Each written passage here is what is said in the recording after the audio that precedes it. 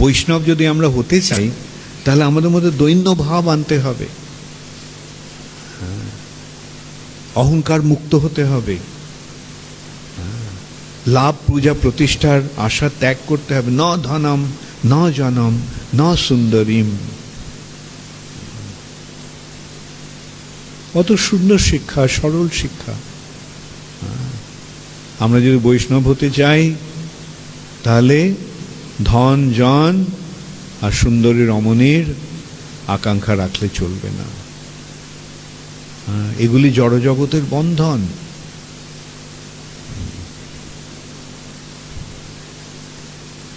এমন নয় যে ধন আসবে না, কিন্তু সেটা কি করতে হবে? সেটা ভগবানের সেবায় লাগাতে হবে। লক্ষ্মী দেবী ভগবানের সেবার জন্য সব কিছু দিতে প্রস্তুত, কিন্তু লক্ষ্মী দেবী যদি যেটা আমাদের দেন সেটা যদি আমরা ভগবানের সেবায় না লাগাই তাহলে সেটা লক্ষ্মী থাকবে না, সেটা মায়া হয়ে যাবে। এইটি হচ্ছে মায়া আর লক্ষ্মীর পার্থক্য। দুটি ভগবানের শক্তি। যখন শক্তিটি ভগবানের সেবায় লাগানো হচ্ছে তখন তিনি লক্ষ্মী, যখন নিজের ভোগে লাগানো হচ্ছে তখন মায়া। তাই জন্য শ্রী চৈতন্য মহাপ্রভু এই সরলভাবে আমাদের শিক্ষা দিয়ে গেছেন। তোমরা ভক্ত হতে চাও তাহলে হ্যাঁ, ন ধনম ন জনম ন সুন্দরীম। তোমরা ভক্ত হতে চাও, তৃণাদপি শুনিছে না তররিব সহিষ্ণুনা অমানি না মানদে না কীর্তনীয় সদা হরি। এই নির্দেশগুলি আমাদের সব সময় মনে রাখতে হবে। আমরা একটা অপূর্ব সুন্দর সুযোগ পেয়েছি ইসকনের মাধ্যমে। এই ইসকনের দৌলতে আজকে আমরা ভগবানকে জানতে পেরেছি। এই ইসকনের প্রভাবে আমরা ভগবানের শরণাগত হওয়ার বৈশিষ্ট্য, গুরুত্ব আমরা উপলব্ধি করতে পেরেছি। তাই আজকে আমরা এখানে এসেছি। তাই আমাদের সবসময় সচেতন থাকতে হবে যে যে উদ্দেশ্যটা নিয়ে এসেছি সেই উদ্দেশ্যটা যেন আমরা সফল করতে পারি। তা না হলে ওই জানিয়া শুনিয়া বিষ খাইনু, আমরা অমৃত পানের জন্য এখানে এসে আমরা অমৃতের জায়গায় বিষের ভাণ্ড পাব।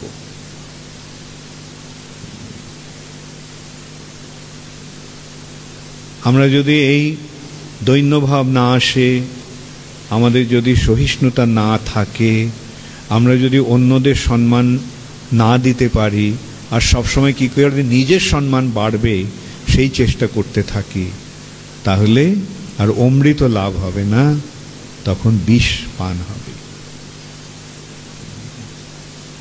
কিন্তু আমরা যে সরলভাবে এই পন্থাটিকে অবলম্বন করতে পারি, তাহলে আমাদের এই মানব জীবন সার্থক হবে।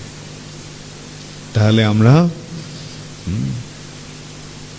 এই জগতে থাকাকালীন আমরা এক অপূর্ব অমৃতময় জীবনের আস্বাদন লাভ করব এবং এই শরীরটা ত্যাগ করার পর সময় এই জড়জগৎটিকে ত্যাগ করে আমরা ভগবত ধামে ফিরে যেতে পারব। অপূর্ব সুন্দর সুযোগ আমাদের জন্য শিল প্রভুপাদ করে দিয়ে গেছে। আর প্রভুপাদের অনুগামী জনেরা সেই বাণী সর্বত্র প্রচার করছে। এখন আমাদের চেষ্টা করতে হবে যে সারা পৃথিবী জুড়ে শিল প্রভুপাদ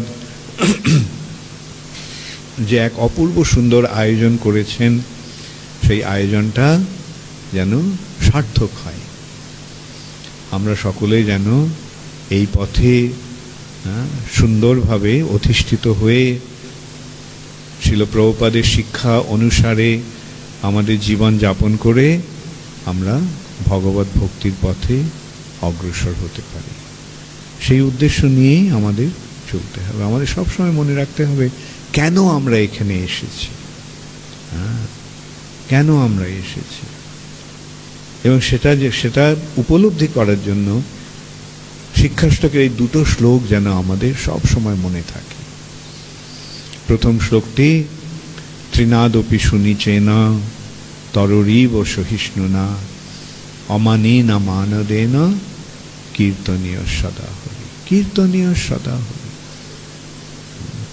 আর সে কি সদা মানে সর্বদা কীর্তন করার যোগ্যতা আমরা কিভাবে লাভ করব? এই ত্রিনাদপি সুনিচেন তররীব সহিষ্ণুনার মাধ্যমে।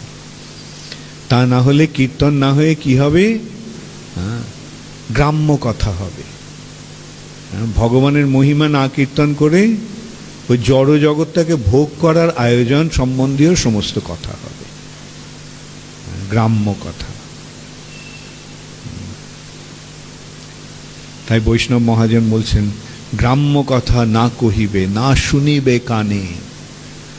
তোমরা যে বৈষ্ণব হতে চাও তাহলে গ্রাম্য কথা না বলবে না শুনবে। যেখানে গ্রাম্য কথা হবে সেখান থেকে দূরে সরে যাবে, আর যেখানে হরি ভজন হবে সেখানে নিমগ্ন হয়ে থাকতে হবে।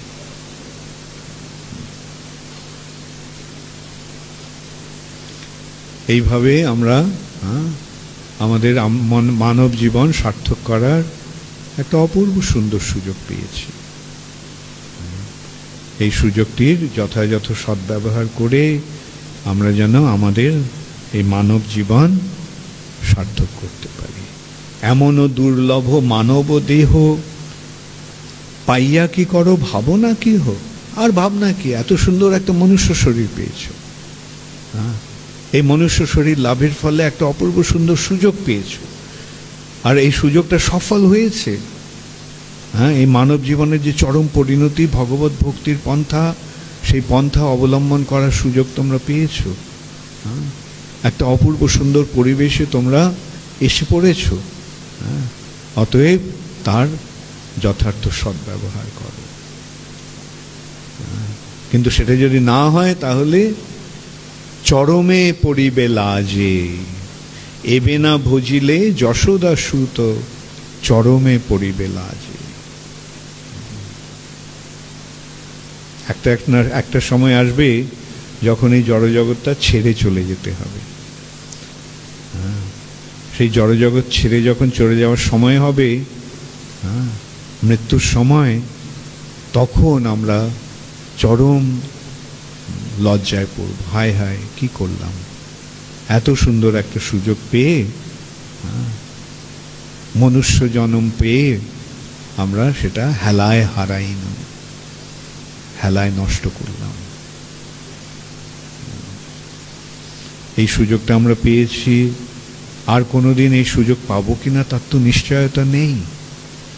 এই জীবনটা শেষ হয়ে গেলে তারপরে কি শরীর আমরা পাবো তার কোনো নিশ্চয়তা আছে? আবার যে একটা মনুষ্য শরীর পাবো তার কোনো নিশ্চয়তা আছে? সেই কথা মনে রেখে আমাদের সব সময় এই ভক্তির পথে অটুট থেকে সুদৃঢ় নিশ্চলভাবে এই ভক্তির পন্থা আমাদের অবলম্বন করতে হবে। তার সমস্ত সুযোগ প্রভুপাদ করে দিয়ে গেছে।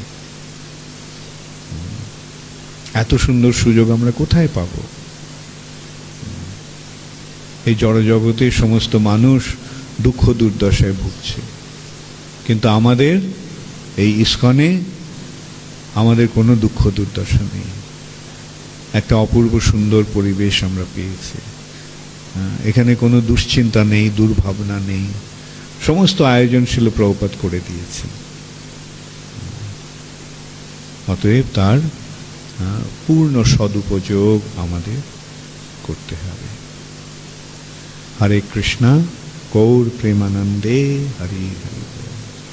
শ্রীল প্রভুপাদ কি জয়। হরে কৃষ্ণা কৃষ্ণা কৃষ্ণা হরে হরে, হরে রাম রাম রাম হরে।